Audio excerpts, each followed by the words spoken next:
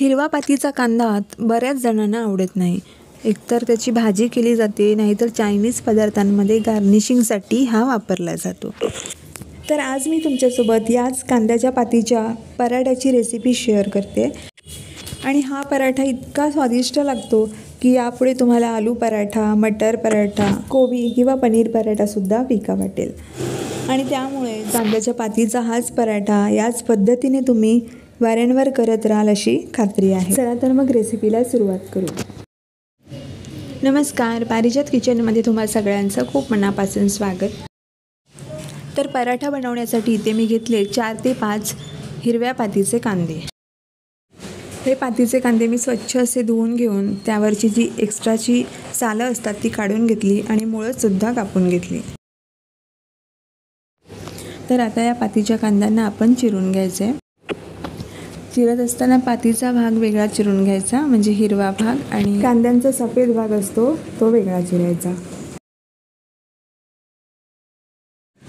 आता हे बाजूला ठेवून आपण पराठ्यासाठी थोड्या वेगळ्या पद्धतीने पीठ कसं मळायचं ते बघूयात. तर इथे एका ताटामध्ये मी 2 कप गव्हाचं पीठ घेतलं आहे. गव्हाच्या पिठाऐवजी तुम्ही मल्टीग्रेन आटासुद्धा घेऊ शकता.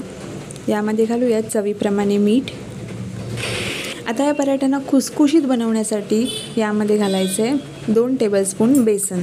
तर 2 कप गव्हाच्या पिठासाठी 2 टेबलस्पून बेसन यामध्ये घालायचं आहे. तर बेसन घातल्यामुळे काय होतं, आपले पराठे मस्त असे खुसखुशीत बनतात. जर तुम्हाला प्रवासात हे पराठे घेऊन जायचे असतील तर ते जास्त दिवस टिकूही शकतात आणि चव तर त्याची भन्नाट लागते. जर का तुम्हाला नरम पराठे हवे असतील तर त्यामध्ये तुम्ही बेसनाऐवजी दही घालू शकता. आता पराठ्यांमध्ये टेस्टसाठी आणि छान अशा सुगंधासाठी घालूयात 1 टेबलस्पून कसुरी मेथी.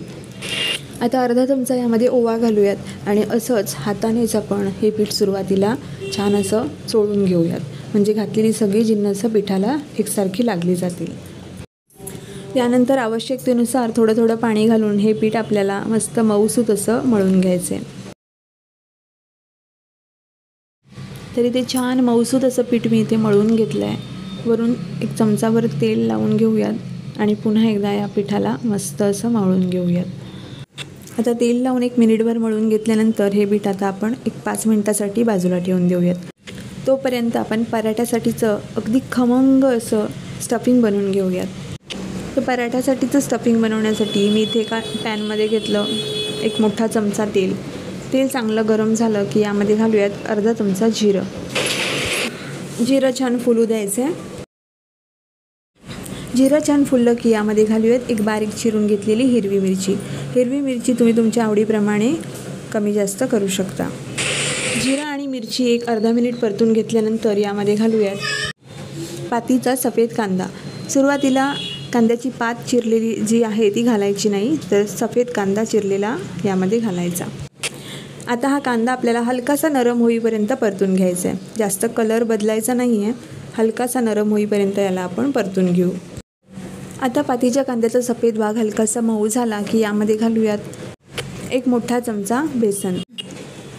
यावेळी यामध्ये बेसन घातल्यामुळे काय होतं, तर जे स्टफिंग असतं ते आपण कांद्याच्या पातीचं बनवतो आहे, त्यामुळे ते ओलसर होण्याची शक्यता असते. त्यामुळे ओलसर होऊ नये आणि कोरडं आपलं स्टफिंग व्हावं, जेणेकरून ते पराठ्यामध्ये आपल्याला व्यवस्थित भरता येईल, म्हणून आपण यामध्ये बेसन घालतो आहे.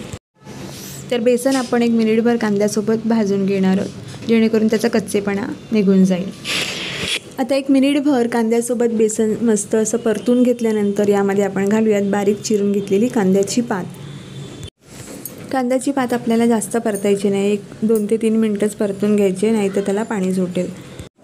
म्हणून आपण लगेचच यामध्ये घालूयात अर्धा चमचा गरम मसाला, अर्धा चमचा काश्मीरी लाल मिरची पावडर, पाव चमचा हळद, अर्धा चमचा लिंबाचा रस, चवीप्रमाणे मीठ, 1 टेबलस्पून कसुरी मेथी. आता हे सगळे मसाले कांद्यासोबत 2 ते 3 मिनिट परतून घेऊ. तर हे स्टफिंग परतत असतानाच यामध्ये मी 1 चमचा किसून घेतलेला आलं आणि लसूण घातलेला आहे. ते सुद्धा आपण या कांद्याच्या स्टफिंगसोबतच परतून घेऊ. तर तुम्ही बघू शकता कांद्याच्या पातीने जरी पाणी सोडत असली तरी देखील आपण यामध्ये बेसन वापरल्यामुळे स्टफिंग छान असं कोरडं झालेलं आहे. तर आता 2 ते 3 मिनटं आपण हे स्टफिंग चांगलं परतून घेतलं आहे. आता आपण गॅस बंद करूया. तिथे आपलं स्टफिंग बनवून तयार आहे. आता पराठ्यासाठी मळून घेतलेल्या पिठाचा एक मध्यम आकाराचा गोळा बनवून घेतला आणि त्यानंतर पिठामध्ये घोळवून त्याची पारी करून आपण जे स्टफिंग बनवून घेतलं आहे ते त्यामध्ये भरून घ्यायचं। सारण भरून घेतल्यानंतर मोदकाप्रमाणे आपण पारी पूर्णपणे बंद करून घ्यायची।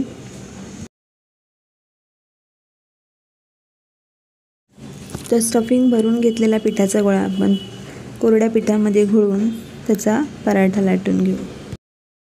पराठा लाटत असताना अगदी अलगद हाताने लाटावा, जोर देऊन लाटू नये, नाहीतर तो फुटू शकतो। तर अशा प्रकारे अलगद हाताने आपल्याला हा पराठा लाटून घ्यायचा आहे। जास्त पातळ पराठा करायचा नाही, मीडियम असा हा पराठा आपण बनवून घ्यायचा। तर आता पराठा लाटून झालेला आहे। तवा गरम करून आपण त्यावर पराठा भाजून घेऊ। पराठा भाजण्यापूर्वी तवा चांगला गरम झालेला असावा। एक बाजू शेकून घेतल्यानंतर आपण पराठा पलटून घेऊ आणि दुसरीसुद्धा बाजू शेकून घेऊ। आता वरच्या बाजूने आपण तूप किंवा तेल सोडून घ्यायचं। आता टर्न करून घेतल्यानंतर दुसऱ्या बाजूला सुद्धा आपण तेल किंवा तूप वरून सोडून घ्यायचं आणि छान असा खमंग खुसखुशीत असा हा पराठा आपण भाजून घ्यायचा आहे। तुम्ही बघू शकता छान असा हा पराठा फुललेला आहे। आता दोन्ही बाजूने उलटपलट करत छान अशा गोल्डन ब्राऊन कलरवर आपण हा पराठा भाजून घेणार आहोत। चांगला भाजला की पराठा मस्त खुसखुशीत लागतो। तर हा बघा पराठ्याचा कलर डार्क झाला आहे। तर असाच आपल्याला डाग पडलेला पराठा छान असा शेकून घ्यायचा आहे, म्हणजे खायला अगदी मस्त लागतो। थोडासा जास्त वेळ लागतो अशा प्रकारे खुसखुशीत पराठे होण्यासाठी। तर उलटपलट करून घेत शेकवत आपला हा पराठा इथे बनवून तयार झाला आहे।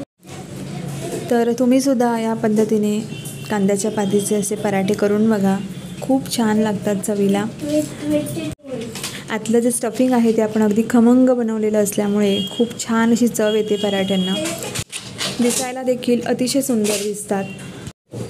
एक पराठा तुम्हाला मी असा खोलून दाखवते, तुम्ही बघू शकता स्टफिंग कसं सगळीकडे एकसारखं पसरलेलं आहे।